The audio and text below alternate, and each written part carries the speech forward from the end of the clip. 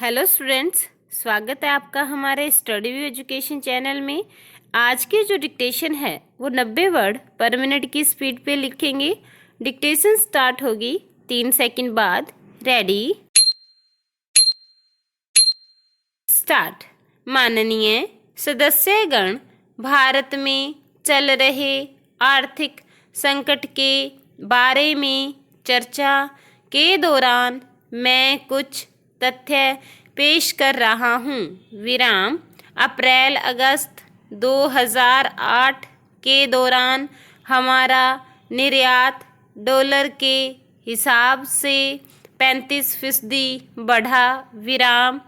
इस अवधि में प्रत्यक्ष विदेशी निवेश 15 बिलियन अमेरिकी डॉलर रहा। विराम। सकल कर राजस्व अपने निर्धारित समय पर था। विराम। भारतीय अर्थव्यवस्था की निगरानी के लिए केंद्र डेटाबेस से पता चला कि पूंजी व्यय के लिए एक भारी भरकम धनराशि मौजूद थी। पैरा। फिर भी हम उस समय भारतीय अर्थव्यवस्था में आने वाली अस्थायी मंदी के लिए तैयार रहे थे। विराम। चूंकि अंतर्राष्ट्रीय मंदी उस समय अनिश्चितता के दौर में थी, इसलिए हमारे ऊपर इस मंदी के प्रभाव की गहराई और अवधि का सही आकलन करना कठिन था। विराम। कुछ अनुमान इंगित किया गया था कि उस वर्ष में सकल घरेलू उत्पाद की दर घटकर 7% रह गई थी। विराम। हमारा प्रयास रहा था कि वित्तीय संकट का नकारात्मक प्रभाव कम हो और विश्व के हालात स्थिर हो जाने पर हमारी अर्थव्यवस्था फिर से 9% की दर से आगे बढ़ी थी। विराम। माननीय सदस्यों और भारतीय लोगों से आग्रह किया गया था कि वे भारत की अर्थव्यवस्था के मौलिक स्वरूप में अपना विश्वास रखें। पैरा। माननीय सदस्यों को याद होगा कि मंदी की प्रत्याशा में फरवरी 2008 को प्रस्तुत बजट में सरकारी व्यय में बढ़ोतरी की थी। विराम। व्यय प्रस्तावों की उस समय कुछ हलकों में आलोचना की गई थी। विराम। किंतु यह देखकर खुशी हो रही थी कि उस समय इस बात को व्यापक तौर पर स्वीकार किया जाने लगा था कि सरकारी व्यय में वृद्धि करना इस समस्या के समाधान का एक महत्वपूर्ण हिस्सा था। विराम। यह समझा जाने लगा था कि शिक्षा, स्वास्थ्य, राष्ट्रीय ग्रामीण रोजगार गारंटी कार्यक्रम, राष्ट्रीय ग्रामीण स्वास्थ्य मिशन, त्वरित सिंचाई लाभ कार्यक्रम, जवाहर नेहरू राष्ट्रीय शहरी नवीकरण मिशन और अन्य कार्यक्रमों पर किया गया व्यय उस मुश्किल दौर में देश के लिए मददगार रहा था। विराम। इसके अलावा किसानों को लगभग 4 करोड़ रुपए की ऋण माफी और ऋण सहायता से देश के किसानों को बहुत लाभ मिला था और वे उत्पादन बढ़ाने के लिए प्रोत्साहित हुए थे। विराम। माननीय सदस्यगण, भारत के सम्मुख पहले भी चुनौतियां आई थीं और उनका उसने मुकाबला किया था। विराम। हम मौजूदा चुनौतियों का भी सामना करने में समर्थ होंगे। विराम। भारत के सामने जब भी चुनौतियां आई हैं, भारत की जनता ने सामने आकर उन चुनौतियों को एक अवसर के रूप में लिया है। विराम। भय के लिए कोई जगह नहीं है। विराम। यह समय उद्देश्यपूर्वक एकता और संकल्प रूपी कार्यवाही करने का है। विराम। मैं सरकार तथा अधिकारियों द्वारा किए गए उपायों के लिए इस माननीय सभा के सभी वर्गों का सहयोग चाहता हूँ। पैरा। माननीय सदस्यगण, मैं जानता हूँ कि अब एक महत्वाकांक्षी भारत का उदय हो रहा है।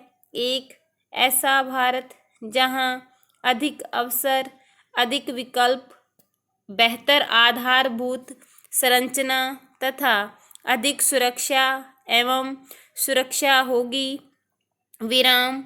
हमारे युवा जो हमारी सबसे बड़ी राष्ट्रीय धरोहर हैं, आत्मविश्वास और साहस से परिपूर्ण हैं। विराम। मुझे इसमें कोई संदेह नहीं कि इनका जोश, इनकी ऊर्जा और इनका उद्यम भारत को नई ऊंचाइयों तक ले जाएगा। विराम।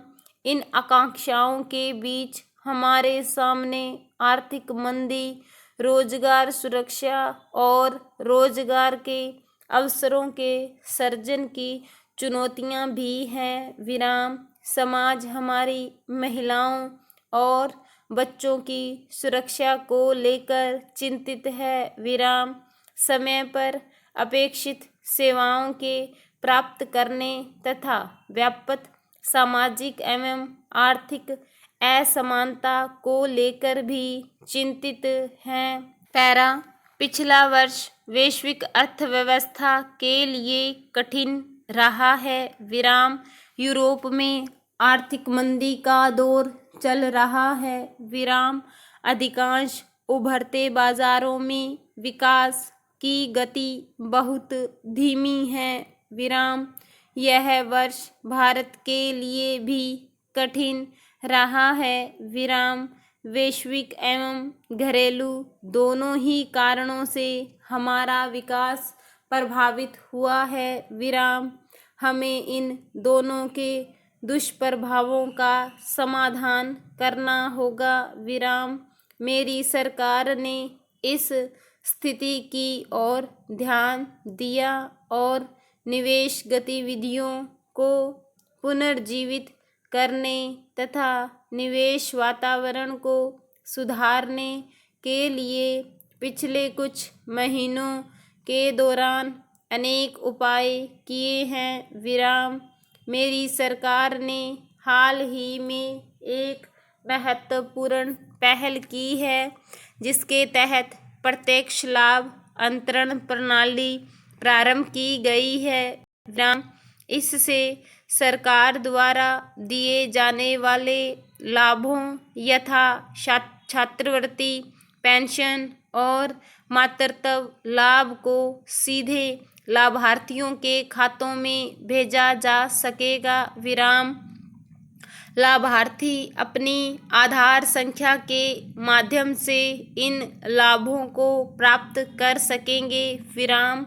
आने वाले समय में प्रत्यक्ष लाभ अंतरण प्रणाली के अंतर्गत मजदूर तथा खाद्य पदार्थों एवं LPG पर दी जाने वाली सब्सिडी को भी शामिल किया जाएगा। विराम।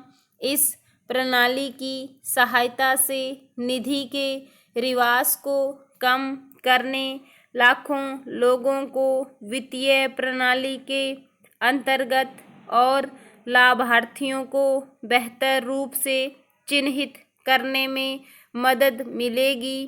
विराम।